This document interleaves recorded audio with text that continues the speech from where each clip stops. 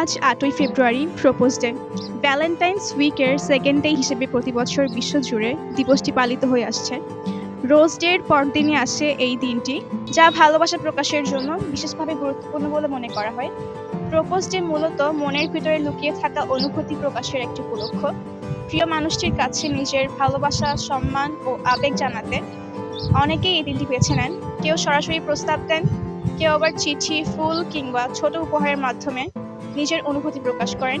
এই দিনে তরুণ-তরুণীদের পাশাপাশি বিভিন্ন বয়সের মানুষও ভালোবাসার মানুষটির কাছে নিজেদের মনের কথা জানিয়ে থাকেন।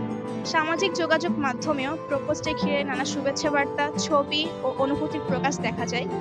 ভালোবাসার সাহস, আন্তরিকতা এবং সম্পর্কের প্রতি দায়িত্ববোধের বার্তাই প্রপোজ ডের মূল প্রতিপাদ্য।